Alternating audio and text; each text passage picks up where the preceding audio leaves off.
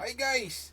9:21 PM na, Iwaw Feng Shui na. Brethren, family and friends, sa pong pinagpalang gabi sa inyong lahat. Ang inyong pong lingkod, Brother Norman Cruz, ang inyong pong Feng Shui Pachi Chimen, Yijing and Date Selection Consultant. So, kumusta po kayo? Well, ako po just recovered po from cough and colds po, Uso. Hindi ko po akalaing ako ay makaka-experience din po, no? But, we are here. We make the most out of it and thank God it's Friday and tomorrow, Sabado na po. Yes, Sabado na. And of course, we still would want to know what to do on a Saturday. Iba importante. Yung expectation of how we deal with tomorrow. After all, tomorrow is the best day ever. Lagi nang po ganun eh. What's installed for tomorrow, ayun pa lang, mapoprogram na natin. No, Norman, magaganti bukas. Kaya, ano magaganti? So, we will have that information.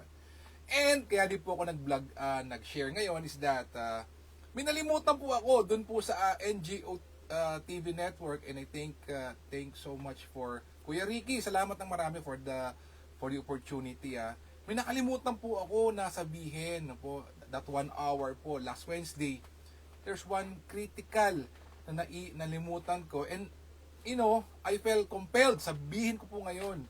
Ang pinakalimutan ko sa sharing ko noon, ang haba, but may Pachi, may Chimen, may Feng Shui. Pero ito po importante. Kailangan sabihin ko po ito. So, I'll share it with you. Now, siyempre po tayo, we always begin with what is September 7, Saturday, is considered as the Wood Pig enters the auspicious Officer Day. Wow, auspicious. Tingnan natin. Ano bang pwede sa gawin sa isang auspicious na araw na yan, Kuya Norman? O, tingnan natin. Ito po. Sabi dito is all good for discussion, utility services, keeping a pet, visit a beautician, and fermentation. Avoid traveling, medical procedures, groundbreaking, gardening, and buying assets. Not good for tomorrow. Ayan. Now, you know, So, tomorrow, of course, it's a weekend. You may travel. Baka po iba available lang po tomorrow ng medical procedures. Sabado, mag-groundbreak. Hi to Kuyang Senior Warden Noble Joseph. Kuyang, hi, magandang gabi sa'yo. And advance happy weekend. Mag-garden ka rin kasi nga maluwag, and then ito rin, magbayad ka ng asset. So, nakaset na. So, what we do is Kuya Joseph, Nobs, we do the daily chimen. Ayan, syempre naman. But before that, tingnan natin animal science muna. Ayan let's check. Okay, animal science tayo. Rat not so good, ox is average, tiger is very good, rabbit is also very good, dragon is not so good, snake is average, horse is very good, goat is average, monkey and rooster not so good, dog very good, and pig is average. So, Nobs, tingnan natin, daily chimney natin. Opo, para yung maganda, ma-10x, yung hindi maganda, ma-neutralize natin. Ma-minimize natin yung bad effects. Okay. So, yan. Actually, nabanggit ko na yung game changer po to our kay worshipful Master Noble Jexter Sir, I know it's your stated meeting tomorrow, your RSM tomorrow, and I already mentioned. Okay, ito po, Wood Dog says here, for the game changer, it's southeast backing. Now you hear me. For negotiations, heart-to-heart talk, talikod naman po sa southwest. For opportunities tomorrow, meeting, gusto magka-opportunity, talikod sa northwest. Health is well, of course. Tatalikod ka sa north, Ako, importante, ginawa ko to para makarecover ka agad, Backing to north is the good for health direction. And anything to do with finances, for overseas application, talikod ka naman sa northeast. Okay. So, let us say, gamitin natin yung game changer. Ano ba ang dialogue niyan tomorrow, Kuya Norman? Tingnan natin po.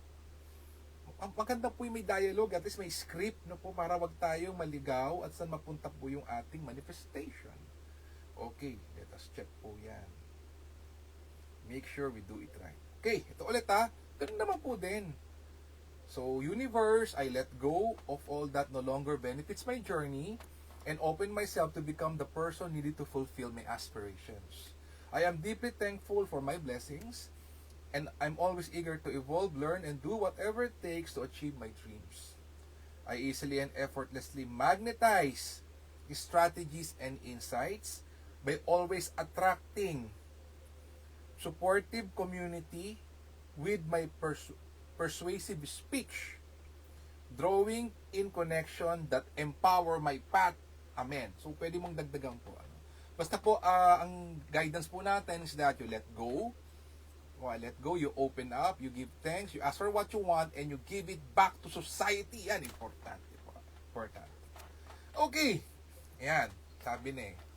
Mayroon talaga magre-request ng, syempre naman, Green Dragon, Flying Bird, and Jade Maiden watching the door. Okay, silipin natin.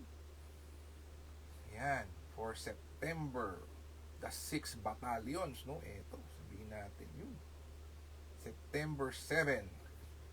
Oh, sabi po dito, 9 a.m. to 10:59 a.m. Flying Bird fall into cave wherein blessing comes to you, talikod sa northwest. 11 a.m. to 12:59 p.m. BFF, Jade Maiden watching the door, talikod naman sa south. And then another Flying Bird fall into cave 3 p.m. to 4:59 p.m. talikod naman sa northwest. Wow! So yung po yung mga ating mga, okay, review tayo. Just mga few, mga ating mga bagong nakikinig ngayon. Ano ba yung Flying Bird fall into cave? So this means that the good fortune or the blessing comes to you. Good fortune falls into your lap. Increase wealth and profits. Good for trade and investment. Nobleman offers help and relationship grow. Chaotic situations resolved and plans go smoothly. Defend. Ito po, defend against court cases. O yung Jade Maiden naman, for likability and control, make people obsessed with you or like you. Good for planning and strategizing, easily obtain help, turn enemies into friends, and also positive for negotiations, career, and educational pursuits. So you can replay this and check po saan kuya yung oras at backing po noong Flying Bird fall into cave and Jade Maiden watching the door. It so happens that tomorrow, wala pong Green Dragon returns, the number 1 most auspicious structure in Chile. But we still have the number 2 and the number 3. Best po, siyempre po naman. Again, BFF, yun na. Ano ba yung nalimutan ni Kuya Norman nung sa NGO TV network na kailangan gawin ko to ngayon para to inform you, BFF ha. I felt compelled eh. Kaya sabihin ko to. Nobs Joseph, kailangan sabihin ko to. Importante. Okay. Ang hindi ko po nabanggit noon is dito po yung Millionaire Secret po Feng Shui. Ang hindi ko po nabanggit ko po na simula pa nga ako sa west, southwest, south, southeast, and hanggang bumalik po sa northwest. Ang nalimutan ko po ay yung gitna. Oo nga, Norman, kuya, ba't hindi mo binanggit yung gitna? Oo, kasi po, other consultants po, okay, other Feng Shui school, in Flying Star, sabi nila, ay, gitna, wag na yan, hindi na yan kinakount. Other schools naman po, really put some weight po doon sa center or doon sa energy center. Kasi po, yung center daw po, as per this school, okay, they will tell you that it will tell the tone for the rest of the sectors. And so happen, it's the numbers, big number 3 and small number 7, 7 being the monthly Flying Star, ang nasa gitna po. So, may 3 and 7. Ayan. Excuse me. Meron pa po, no? Konti pa. Anyway, kailan masabi ko to? Okay, sabi dito. So, possible accidents po. Ingat sa accidents, ha? Sabi dito. Disharmony in the family may arise. Ayan. Ingat. Occupants po may fall into robbery and fraud. Yan. Knife or metal injuries. Ingat po. And this will start tomorrow.